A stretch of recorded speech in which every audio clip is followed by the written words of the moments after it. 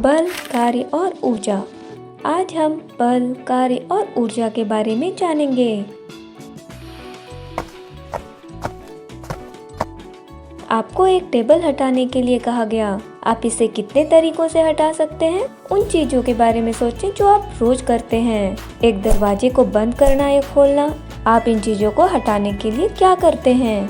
गाड़ी को देखें। जब आप गाड़ी को धक्का देते हैं तो वह चलती है। जब आप इसे खींचते हैं तो यह भी हिलती है। किसी चीज को हिलाने के लिए आप या तो उसे धक्का देते हैं या खींचते हैं। धक्का या खिंचाव को बल कहते हैं। बल का क्या प्रयोग है? यह किसी गतिमान वस्तु को रोक सकता है, यह किसी वस्तु के आकार को बदल सकता है, यह किसी गतिमान वस्तु की दिशा भी बदल सकता है। अब हम जानते हैं कि बल क्या है। देखते हैं बलों के प्रकार के बारे में। बल दो प्रकार के होते हैं, घर्षण और गुरुत्वाकर्षण। आइए पहले घर्षण के बारे में जानें। जब आप अपने खिलौने को कालीन पर धकेलते हैं तो यह धीमा हो जाता है और कुछ समय बाद रुक जाता है। वह बल जो इसे धीमा करने के लिए इस पर कार्य करता है घर्षण बल है। अब खिलौने को चिकने फर्श पर धकेलें। क्या यह आगे गया? हाँ, क्योंकि चिकने फर्श पर घर्षण बल कम होता है। अरे उधर देखिए, कुछ लोग बर्फ पर स्केटिंग कर रहे हैं। वे बर्फ पर इतनी आसानी से कैसे फिसल सकते हैं? क्योंकि बर्फ पर बहुत कम घर्षण होता है। चलो बाहर चलें और खेलें। इस गेंद को आसमान में ऊपर फेंकें। जब आप किसी गेंद को फेंकते हैं तो वह धीमी हो जाती है, रुकती है और फिर नीचे गिर जाती है। यह पृथ्वी के बल के कारण है। इसमें हर चीज को अपने केंद्र की ओर आकर्षित करने की शक्ति है। इस बल को गुरुत्वाकर्षण कहते हैं। यह पृथ्वी के प्रत्येक भाग पर कार्य करता है। इसलिए जब आप किसी चीज को फेंकते हैं तो वह नीचे आती है। कल्पना कीजिए कि कोई गुरुत्वाकर्षण नहीं है। क्या होगा अगर आपने बस छलांग लगा दी? अपनी कल्पना से बाहर आएं। अब आप बल या धक्का देने और खींचने के बारे में जानते हैं। आइए अब कार्य के बारे में जानें। जब आप चीजों को स्थानांतरित करने के लिए बल का प्रयोग करते हैं तो आप कार्य करते हैं। कुर्सी को धक्का देना आसान है, लेकिन बुक शेल्फ को धक्का देना कठिन है। बुक शेल्फ को हटाने के लिए आपको अधिक बल का प्रयोग करना होगा, तो आप कुर्सी को हिलाने की तुलना में बुक शेल्फ को हिलाने में ज्यादा काम करते हैं। अरे आप तो थक गए। आपके काम करने की क्षमता कम हो गई है। किसी कार्य को करने की क्षमता को ऊर्जा कहते हैं। गाड़ी को धक्का देने या खींचने के लिए हमें ऊर्जा की आवश्यकता होती है। इस कार को चलने के लिए भी ऊर्जा की आवश्यकता होती है। खाना पकाने के लिए भी ऊर्जा की जरूरत है। ऊर्जा कई रूपों में उपलब्ध है। उष्णीय ऊर्जा, लकड़ी, गैस या पेट्रोल जैसे ईंधनों को जलाने से हमें उष्णीय ऊर्जा मिलती है। इसका उपयोग खाना बनाने, कार चलाने और ट्रेन चलाने के लिए किया जाता है।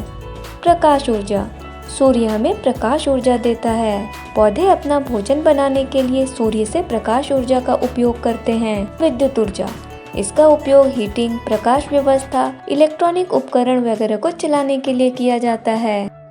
याद रखने योग्य महत्वपूर्ण बातें। बल एक धक्का या खिंचाव है। जब चीजों को स्थानांतरित करने के लिए बल का प्रयोग किया जाता है तो कार्य किया जाता है। ऊर्जा कार्य करने की क्षमता है। विज्ञान के और भी वीडियो देखने के लिए हमें सब्सक्राइब करें और चैनल पर बने रहें। धन्यवाद। बल, कार्य और ऊर्जा। आज हम बल, कार्य और ऊर्जा के बारे में जानेंगे।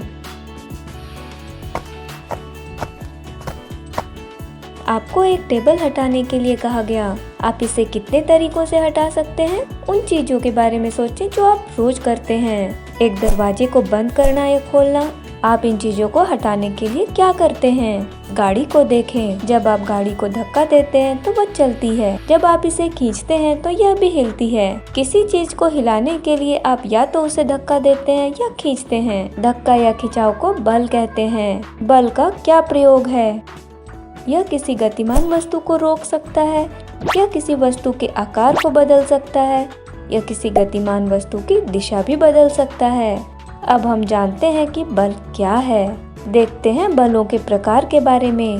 बल दो प्रकार के होते हैं, घर्षण और गुरुत्वाकर्षण। आइए पहले घर्षण के बारे में जानें। जब आप अपने खिलौने को कालीन पर धकेलते हैं तो यह धीमा हो जाता है और कुछ समय बाद रुक जाता है। वह बल जो इसे धीमा करने के लिए इस पर कार्य करता है घर्षण बल है। अब खिलौने को चिकने फर्श पर धकेलें।